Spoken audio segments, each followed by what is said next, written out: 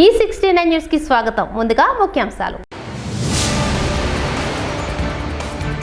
15 మంది సభ్యులతో 18వ లోక్సభ ప్రజాపద్దుల కమిటీ.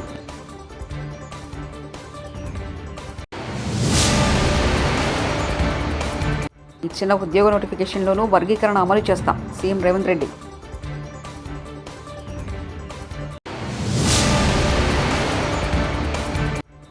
శ్రీశైలం మల్లన్నను దర్శించుకున్న ముఖ్యమంత్రి చంద్రబాబు.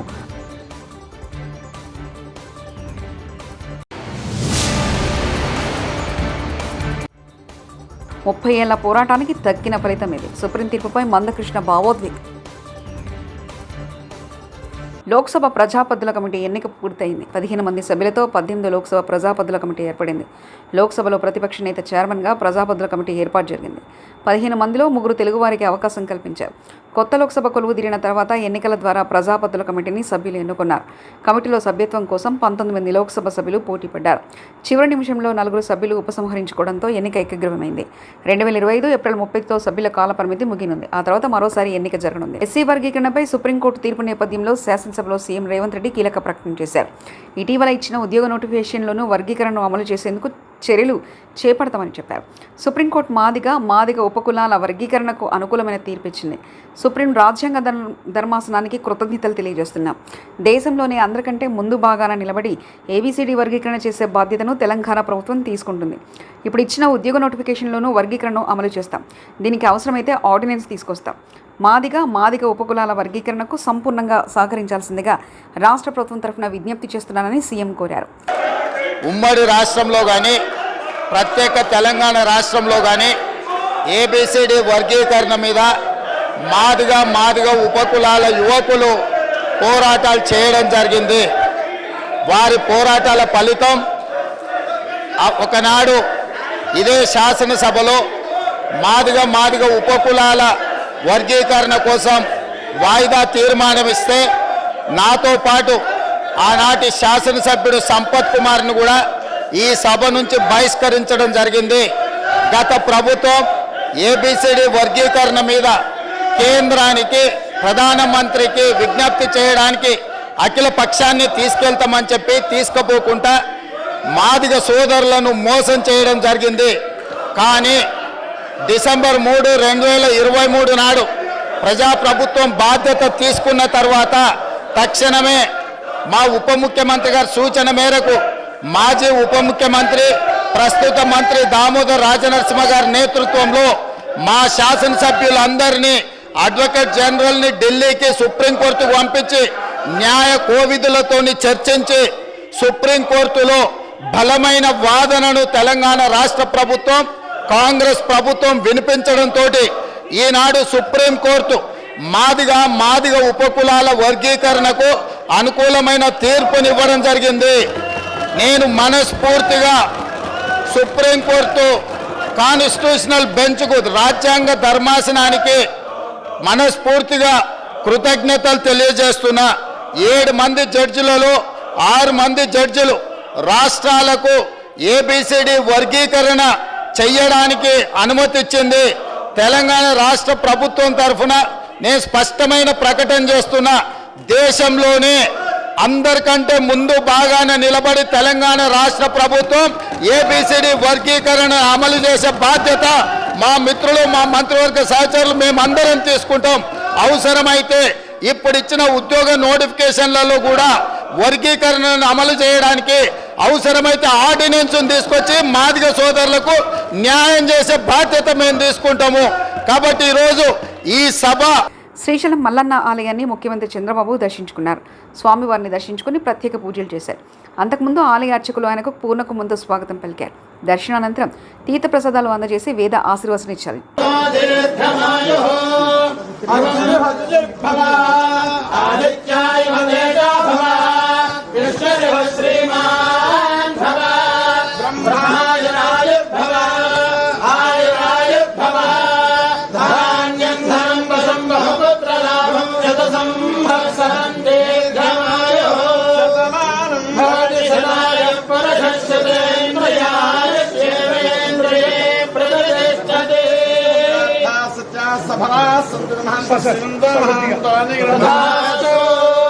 गंगा पार्वती భ్రమరాంబాదమేన మల్లికార్జున ప్రసాదనాచంద్రాకం వంశాభివృద్ధిరస్తు అమరావతి నిర్మాణస్య శీఘ్రమేవ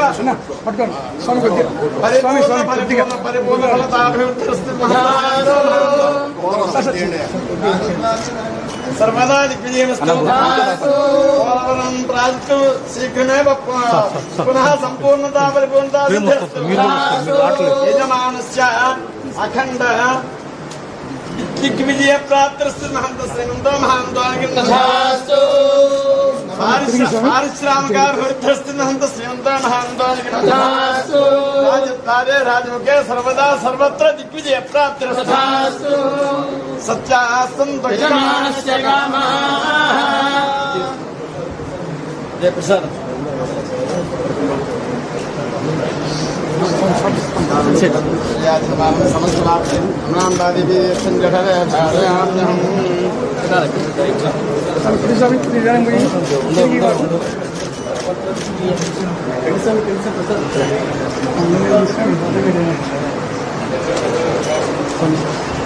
చీను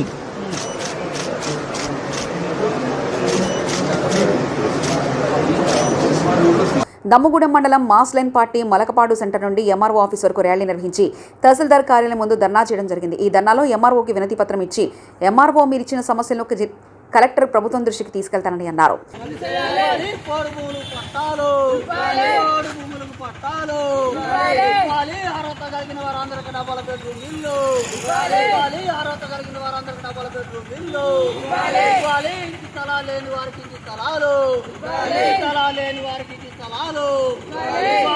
నిర్మాణానికి 10 లక్షల రూపాయలు నిర్మాణానికి 10 లక్షల రూపాయలు నిర్మాణానికి 10 లక్షల రూపాయలు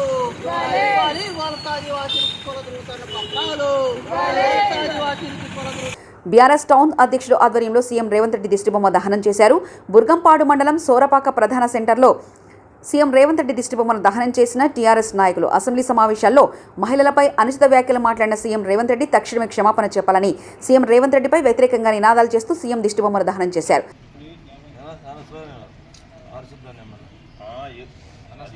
పంచాయతీలో పేరుకుపోయిన పెండింగ్ సమస్యల్లో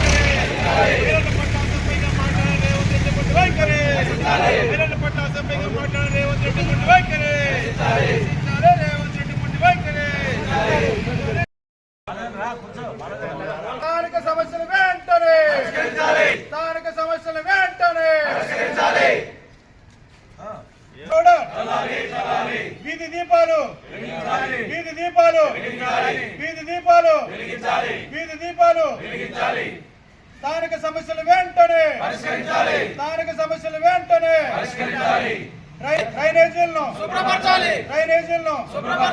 మురికి నీరును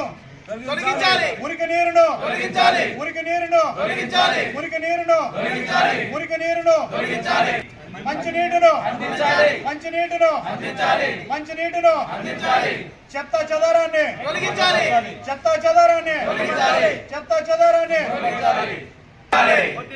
కేసీఆర్ గారి నాయకత్వం జై Telangana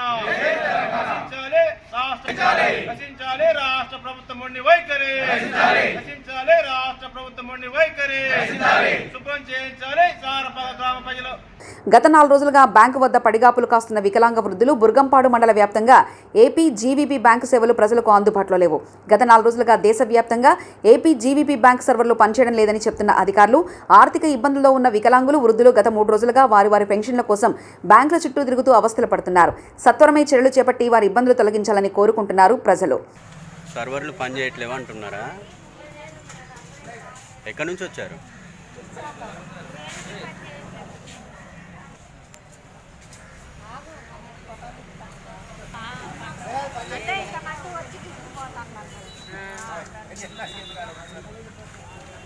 CPI ML mass line party ఆధ్వర్యంలో చర్ల ఎంఆర్ఓ ఆఫీస్ ముందు ధర్నా చేయడం జరిగింది. ఈ ధర్నాలో నాయకులు మాట్లాడుతూ కాంగ్రెస్ ప్రభుత్వం ఎన్నికల ముందు ఇచ్చిన వాగ్దానాలు అమలు చేయాలని, అలాగే అర్హులైన వారికి రేషన్ కార్డు ఇచ్చి ఇంటి స్థలం ఇల్లు కట్టుకోవడానికి 10 లక్షల రూపాయలు ఇవ్వాలని, పెన్షన్ ప్రతి మహిళకు 2,500 ఇస్తామని, గ్యాస్ 500 రూపాయలు ఇవ్వాలని డిమాండ్ చేశారు. రాష్ట్ర ప్రజల పట్ల నమ్మకాన్ని నిలబెట్టుకోవాల్సిన బాధ్యత ప్రభుత్వపై ఉందని మాస్ లైన్ పార్టీ నాయకులు డిమాండ్ చేశారు. 10 లక్షల రూపాయలను ఇవ్వాలి, అమలు చేయాలి. ప్రభుత్వం ఇచ్చిన 6 గ్యారెంటీలను వెంటనే కాంగ్రెస్ ప్రభుత్వం ఇచ్చినటువంటి 6 గ్యారెంటీలను తక్షణమే అమలు చేయాలని ఈరోజు ఇక్కడ స్థానిక ఎంఆర్ఓ కార్యాలయం ముందు ఈ ధర్నాన్ని నిర్వహించడం జరిగింది. ఎందుకనంటే ఈ కాంగ్రెస్ ప్రభుత్వం ఏదైతే 100 రోజులలో మేము అధికారంలోకి రాగానే 100 రోజులలో ఖచ్చితంగా 6 గ్యారెంటీలను అమలు చేస్తానని చెప్పడం జరిగింది. కానీ ఈ రోజుకి 7 నెలలు కావస్తున్నా కానీ ఇంతవరకు కూడా 1-2 మాత్రమే అమలైనాయి తప్ప మిగతా ఏదైతే పథకాలు ఏదైతే పెట్టారో ఆ పథకాలు ఈనాటికి కూడా అమలు కానటువంటి పరిస్థితి ఇక్కడ ఉంది. కాబట్టి ఈరోజు ఇక్కడ స్థానిక కార్యాలయం దగ్గర ఎంఆర్ఓ గారి కార్యాలయం దగ్గర ఈరోజు ఈ ధర్నా కార్యక్రమాన్ని నిర్వహించడం జరిగింది. ఎందుకంటే ప్రతి మహిళకి 2,500 రూపాయలు ఇస్తామని చెప్పారు, ఇంతవరకు ఇవ్వలేదు. 500 రూపాయలు గ్యాస్ ఇస్తామని చెప్పారు, అది లేదు. మహిళలు ఎవరైతే ఆడబిడ్డలు ఉంటారో ఆ ఆడబిడ్డలకి పెళ్లి కాగానే తులం బంగారం ఇస్తామని చెప్పారు, అది కూడా ఇంతవరకు ఇవ్వలేదు. 500 రూపాయలకి గ్యాస్ అన్నారు, అది కూడా ఇవ్వలేదు. కాబట్టి ఇలాంటి పద్ధతి ప్రభుత్వానికి మంచిది కాదు. ఏదైతే ప్రభుత్వం మీద మంచి ఒపీనియన్ ఏదైతే ఇప్పటిదాకా ఉందో దాన్ని నీరుగార్చకుండా కాపాడుకోవాల్సిన బాధ్యత ఈ కాంగ్రెస్ ప్రభుత్వానికి ఉంది. కాబట్టి ఇదే జనాన్ని మొత్తం మీరు కనుక ఇలాగే నత్తనడకన ఈ యొక్క ఏదైతే 6 గ్యారెంటీలు ఉన్నాయో మీరు కనుక అమలు చేయకపోతే ఇదే జనాన్ని ఐక్యం చేసి రానున్న రోజుల్లో మరింత ఉధృతం కార్యక్రమాలు చేపడతామని చెప్పి మా సిపిఐ మాస్ లైన్ ప్రజాబంధ పార్టీగా మేము తెలియజేస్తా ఉన్నాం. ఏలూరు జిల్లా పోలవరం ఎమ్మెల్యే చిర్రి బాలరాజు కారుపై దాడి చేసిన దుండగులు కర్రలతో రాళ్లతో కారుపై దాడి, పూర్తి సమాచారం తెలియాల్సి ఉంది. ఏదైతే నా కారు దాడి చేయడం జరిగింది బరింకలపాడు అడ్రోడ్ దగ్గర. ఆ వాహనంలో లేను. దీనిపై ఎవరు కూడా భయభ్రాంతులకు గురి కావద్దు. నేను సేఫ్గానే ఉన్నాను. ఇలాంటి చర్యలు చేసేపై తప్పకుండా కఠిన చర్యలు తీసుకోవడం జరుగుతుంది. మళ్ళీ ఇలాంటి పునరావృతం కాకుండా చాలా జాగ్రత్తగా మేము దీనిపై చర్య తీసుకోవడం జరుగుతుంది. నాయకులు కానీ కార్యకర్తలు కానీ ఎవరు కూడా భయభ్రాంతులకు గురి కావద్దని మరొకసారి తెలియజేస్తారు. కారులో 3 ఉన్నారు, నేను లేను. మన అనుచరులు 3 ఉండటం జరిగింది. ఆంధ్రప్రదేశ్లో గత 5 ఏళ్లలో 30,000 మంది మహిళలు మిస్ అయ్యారని, హ్యూమన్ ట్రాఫికింగ్ జరిగిందని పవన్ కళ్యాణ్ చెప్పిన మాటలు పచ్చి అబద్ధం. కేవలం 664 మంది మహిళలు యూతులు ఆచూకీ మాత్రమే తెలియలేదని పార్లమెంట్ సాక్షిగా టీడీపీ ఎంపీలు అడిగిన ప్రశ్నకు కేంద్ర హోంశాఖ సమాధానం ఇచ్చింది.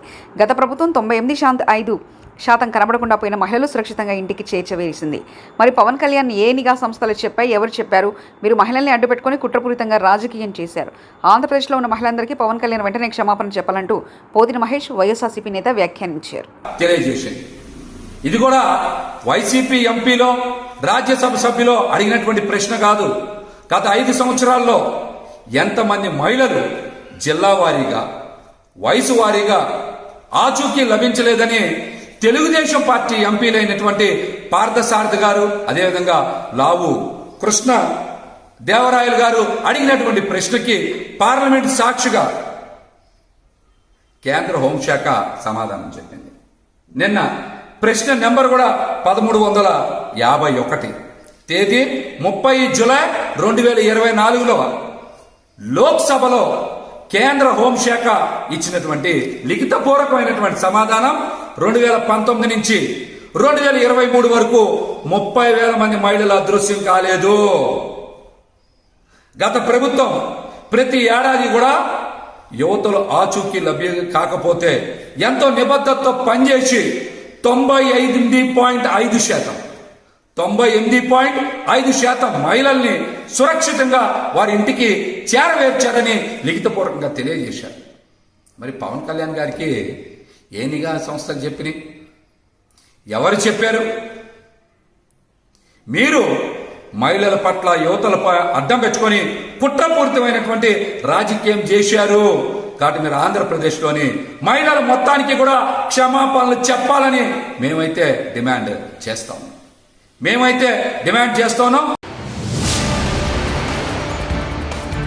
15 మంది సభ్యులతో 18వ లోక్సభ ప్రజాపద్దుల కమిటీ.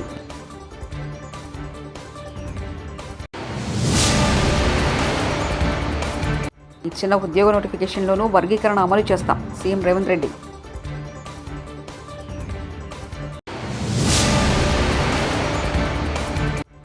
శ్రీశైలం మల్లన్నను దర్శించుకున్న ముఖ్యమంత్రి చంద్రబాబు.